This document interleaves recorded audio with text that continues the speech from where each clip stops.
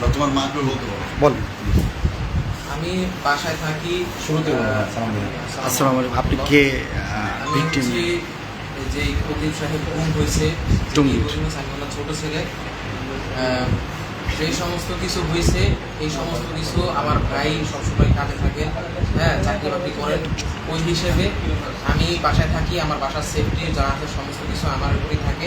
আমার ভাই থেকে আমি সবচেয়ে বেশি অবগত কি হচ্ছে না হচ্ছে, কারা দিচ্ছে, এরকমভাবে মানে কোন দিক থেকে আসতেছে এগুলো আমি নিজে অবগত। আমি আপনাকে সমস্ত কিছু নিজেই করছি, ঠিক আছে। এখন শুধু এতটুকু বলার যে তোমার কিছু প্রশ্ন করতে চাই। তুমি বাড়িতে থাকো, আব্বু আম্মুর সাথে থাকো, তোমার ভাই কোথায় থাকে? ভাই থাকে এই বাজারেই একটা মানে ভাই আলাদা থাকে? জি জি, আলাদা বলতে দোকানে চাকরি করে, ওই আলাদা। মানে ভাই বিয়ে করছে? হ্যাঁ হ্যাঁ। বউ নিয়ে কি বাবা মার সাথে থাকে না আলাদা থাকে? না, আলাদা।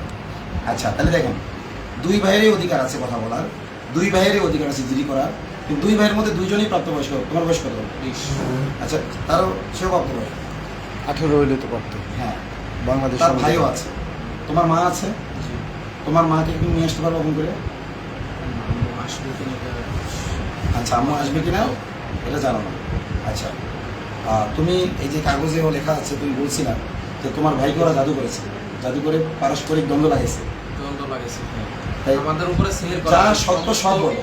সমস্ত পরিবার উপরে এখন সেল না, করা এখন হয়েছে। আমার জানা ছিল তোমার ভাইয়ের সাথে আব্বার সম্পর্ক তোমার বাবা কথা বলতে না বেশি পারে। নাকি তোমার সাথে বেশি? আমার সাথে বেশি। ওর সাথে বেশি। তাহলে এখন যে বাড়িতে ছিল, যার সাথে সম্পর্ক বেশি, সে ভালো বলতে পারবে, নাকি যে আলাদা থাকে আরেক জায়গায় সে ভালো বলতে পারবে? যে বাড়িতে, যে বাড়িতে ছিল যে সাথেই ছিল, যে সঙ্গে থাকে।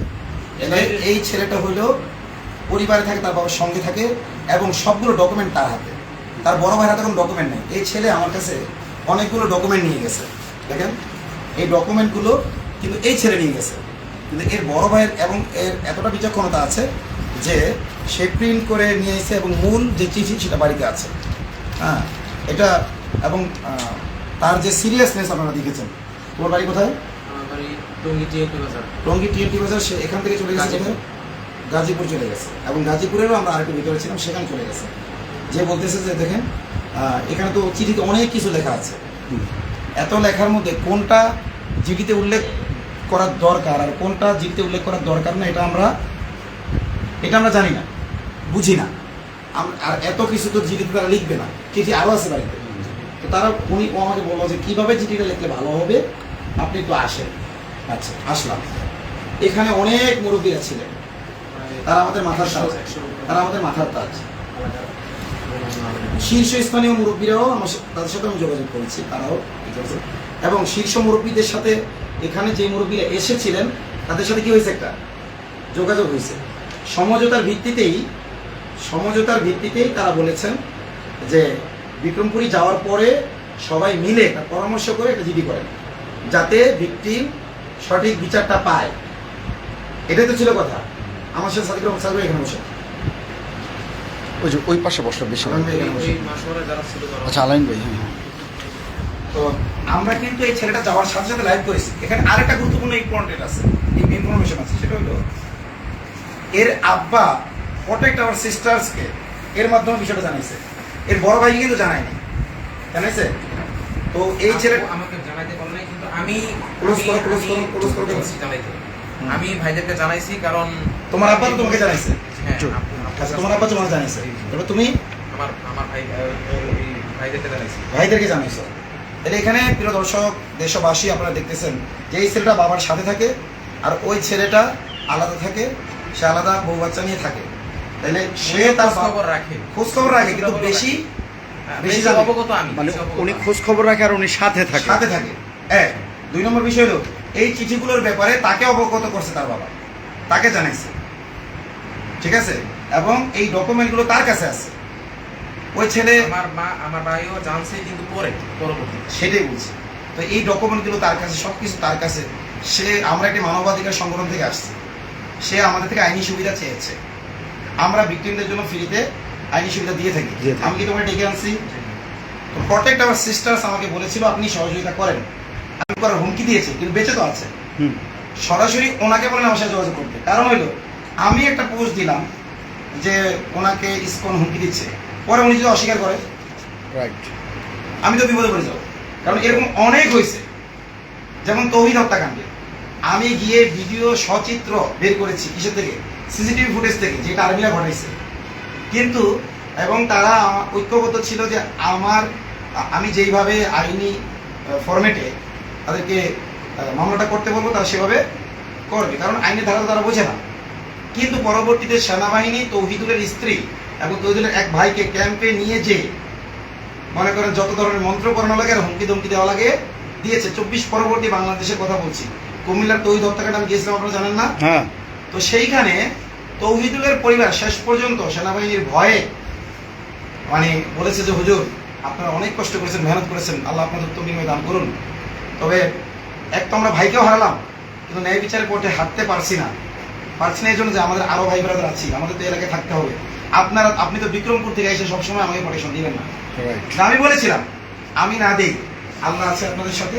কিন্তু এইটা করেই কিন্তু এরা পার পেয়ে যাচ্ছে, শেষ পর্যন্ত তারা করে নেই। কিছুদিন আগে তৌহিদুলের ভাই আমাকে ফোন করে বলতেছে, হুজুর সেনাবাহিনী বলেছিল সিভিল লোকদের নামে, সাধারণ লোকদের নামে কি দেন, এই আমাদের কেউ দিতে যাবে না, চিল্লাচিল্লি ওরা করুন, আপনারা চুপচাপ দাঁড়িয়ে থাকবেন, চিল্লাচিল্লি মব যা করার ওরা করবে, আমাদের পক্ষের কেউ করবেন না। কেউ আসছে দেখার জন্য? না ভাইয়া আসেন। এই এতক্ষণ ধরে কি করছো? ভাই, আজকে আমাদের কিছু জায়গায় নেই। তো কি বলছিলাম? হ্যাঁ, তো শেষ পর্যন্ত কিন্তু তৌহিদুলের পরিবার আবার যোগাযোগ করছে আমার সাথে কিছুদিন আগে। তখনও আমি বলেছি এই কথাই যে আপনি কিছু আসামিকে ছাড় দেবেন, অর্থাৎ সেনাবাহিনীর মধ্যে যারা আছে, আর যারা প্রতিবেশী, যারা শনাক্তকারী, মানে মূল আসামিদের যারা সহযোগীদেরকে আপনি আসামি বানাবেন আর মূল আসামিদের ছেড়ে দেবেন, এমন সহযোগিতা আমি করি না। আমি সত্যের জন্য লড়াই করি, জীবন দিয়ে দেব। তো যাই হোক, আমি বলেছি যদি নতুন করে সেনাবাহিনীর নাম নিয়ে মামলা করেন, যেহেতু প্রমাণ আমার কাছে আছে, আমি প্রমাণে কিছু ডকুমেন্ট থানায়ও দিয়ে আসছিলাম। কোথায়? ওই তৌহিদুলের যে এলাকার যে থানা আছে, তো ওই জায়গায় দিয়ে আসছিলাম। এখন তুমি আমাকে ডেকে আনছো নাকি? তুমি যদি বলো আমাকে চলে যেতে, আমি চলে যাবো। আর যদি তুমি আমাকে চলে যেতে না বলো, প্রয়োজনে জিডি ওর ভাই একটা করবে, একটা করবো, সমস্যা কি? জিডি যেমন করার অধিকার আছে ওর ভাইয়ের, তুমি ভাইয়ের সাথে অবশ্যই মাসারা করবা। কিন্তু তারা যেভাবে বুঝাইছে যে এই হুজুরের কথা শুইলো না, এই হুজুরের কথা শুনলে তুমি আইনি সেবা পাবা না, এতক্ষণ মানে ওই ছেলেটাকে বুঝাচ্ছে, এতক্ষণে তোমার ভাইকে খুঁজে নিয়ে আসতাম, তোমার আপাকে। ওরা কি বলতেছে? বুঝতে পারছি, ওইখানে হোক। এর ভাই হলে সহজ সরল, তাকে বুঝাইছে এই লোক আমার কারণে নাকি খুঁজতে পাইতে দেরি হয়েছে, এতক্ষণে নাকি পেয়ে ফেলতো। ও তো বলছে না, ওর ভাই এখানে বলছে বিষয় এতক্ষণে খুঁজে নিয়ে আসতো, এরকম কোনো কথা বলে না। ঠিক আছে। এখন প্রশ্ন হইল, তুমি যদি বলো যে ভাই আপনাদের প্রয়োজন নয় চলে যাবো, আলেম ওলামারা যে এতক্ষণ অপেক্ষা করছিল আমার জন্যই কিন্তু অপেক্ষা করছিল, ঠিক আছে। কারণ হেফাজতে ইসলামের কেন্দ্র থেকে এটা নিয়ে যোগাযোগ হচ্ছে, হেফাজতে ইসলামের বাইরেও আলেম ওলামারা এটা নিয়ে যোগাযোগ করতেছে, কারণ ইসকনের বিষয়টা এখন সারা ছড়িয়ে গেছে, সবাই চাচ্ছে ইসকনের একটা দৃষ্টান্তমূলক সিদ্ধান্ত হবে, ঠিক আছে। তুমি যদি আমাকে বলো যে হুজুর চলে যান, চলে